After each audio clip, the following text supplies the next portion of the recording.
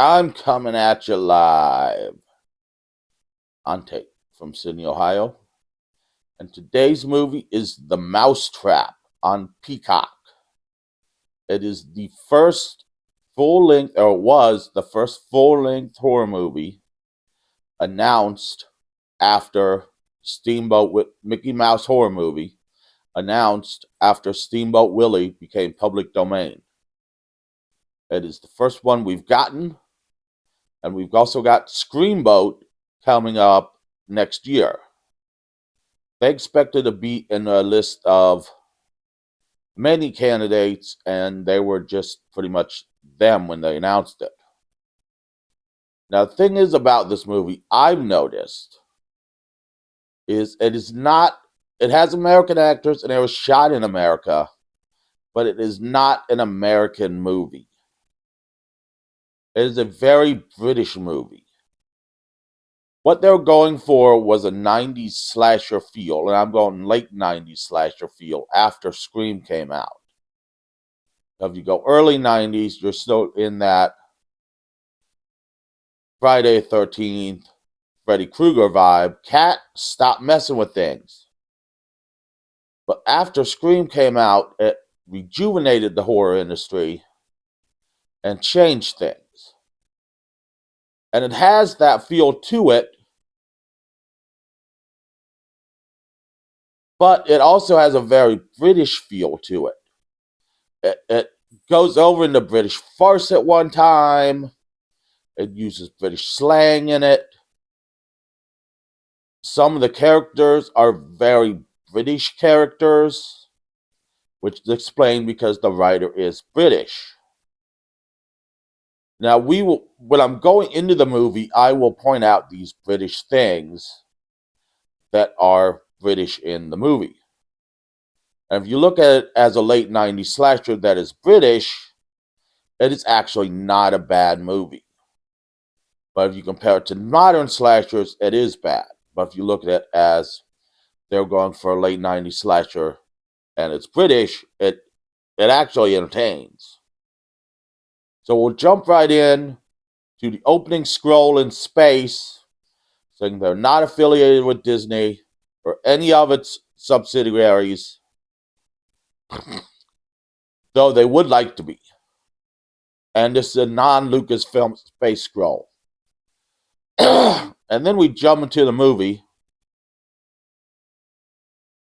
And it happens at Funhaven, which is a arcade child amusement. It's kind of like Chuck E. Cheese. Although I don't think they have the animated robots. I don't think they have the robots singing and dancing.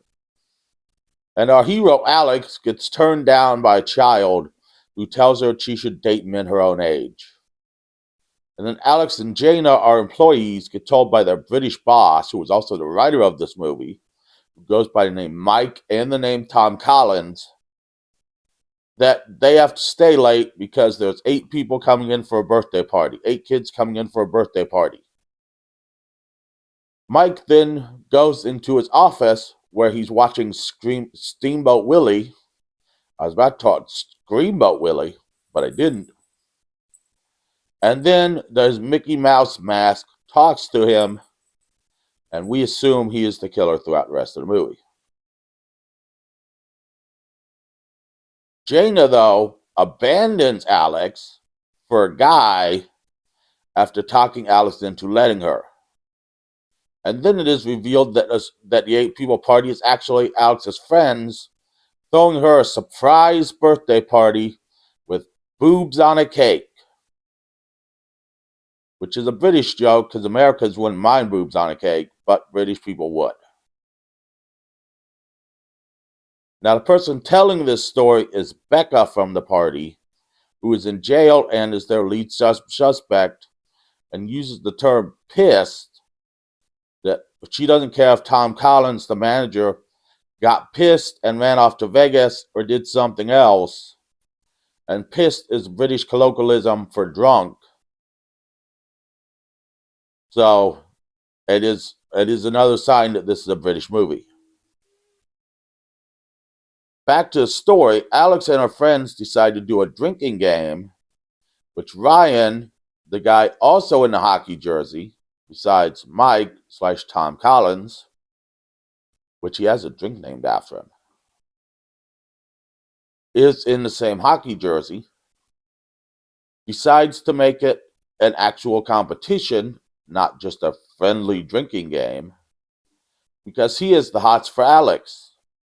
And also Marcus, the very British character, also has the hots for Alex. And also Becca also has the hots for Alex, which is a very British part, because a lot of times in British farces, a lot of characters have the hots for one woman, or lots of women have the hots for one man. And that's the basis of a lot of British farces. And there's always an unusual one, and in this case it's Becca, because she's a girl. And then the couple in the group, whose names I don't know, run off to play in the jungle gym area and have sex, and they get killed by Mickey Mouse. Meanwhile, the guy who's smoking weed, he's vaping weed, goes off to the ride. I'm not sure where the ride is, if it's on the roof, if it's somewhere in the back, I'm not sure. He goes off to the ride to vape weed.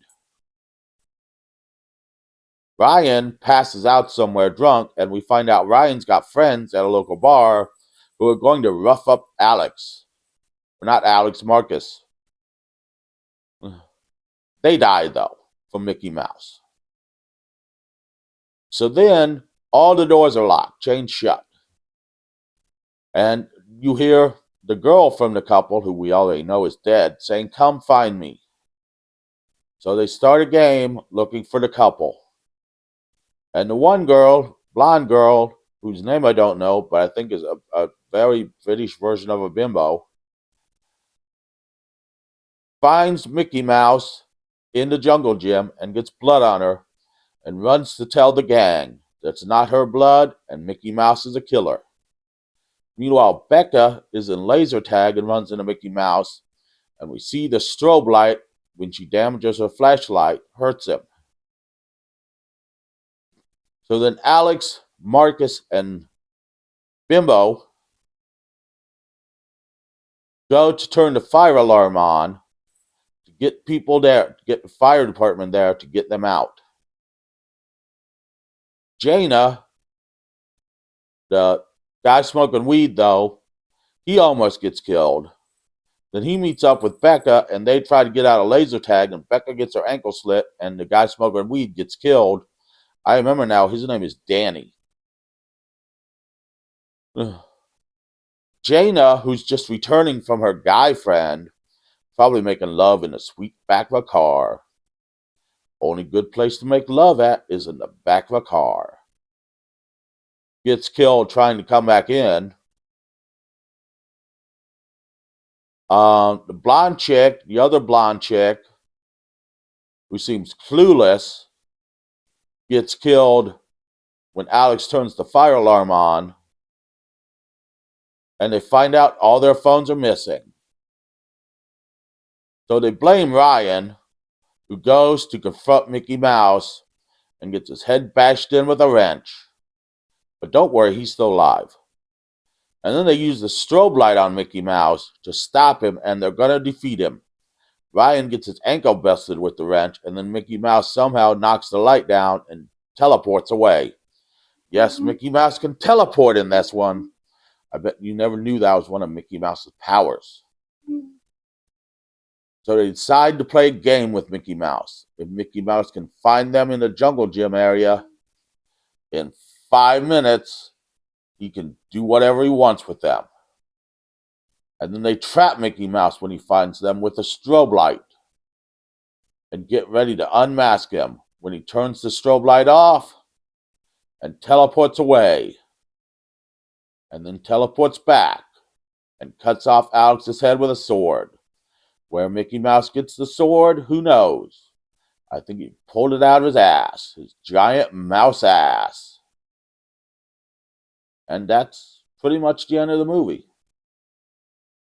As I said, it's got some British characters in there. It's got some elements of a British farce in there. And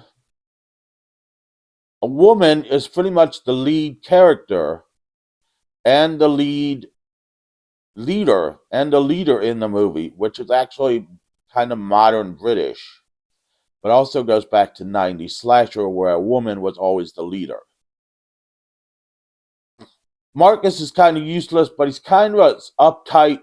He's kind of the uptight British character. Well, Ryan is kind of the jock and kind of fits in. It's kind of a stereotypical jock role. I like this movie once I thought of it as this is a British 90s slasher movie. And when you look for the British elements and the 90s slasher elements, and you combine those, it actually works. There is an end credit scene at the end of the credits, but I'm not going to tell you about that. You're just going to have to watch the movie. It's on Peacock. You can probably also look up the end credit scene on YouTube after you watch this video. But it's on Peacock. It's actually a decent movie when you think of it as both British and a 90s slasher movie. True, we don't get a lot of great kills, but there weren't a lot of great kills in late 90s slasher movies either. So now it's time for the song.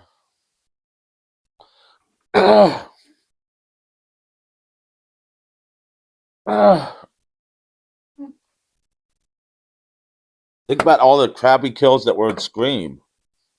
I mean, there were a few good ones, but not a lot. And Scream 2 had a few good ones, but once again, not a lot.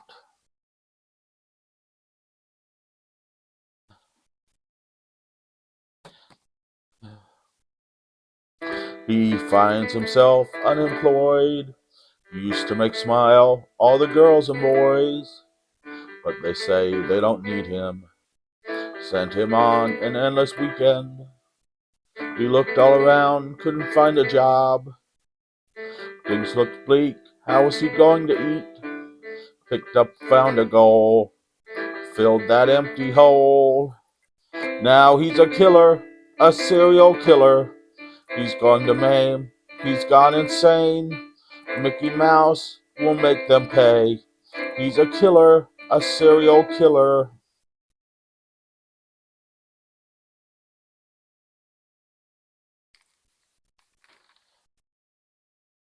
His goal in life is destruction and death.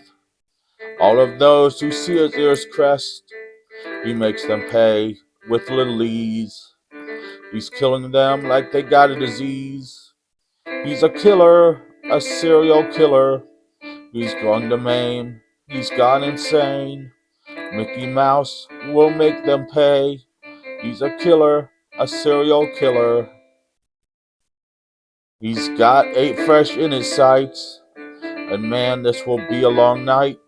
He's going to kill, he's going to maim, he's going to stab in the brain. All will be dead, some without a head.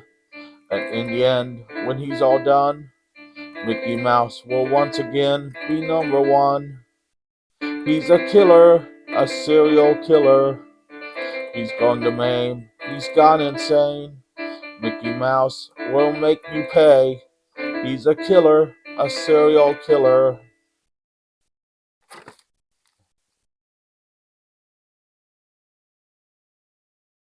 So that's the movie for this week. Next week, come back. We will review the epically bad movie, Halloween 6, The Curse of Michael Myers. Maybe I'll write a song about Michael Myers. Maybe I'll write a song about Halloween 6. Maybe I'll write a song about how hot Danielle Harris is, though she's not in the movie. You'll have to see.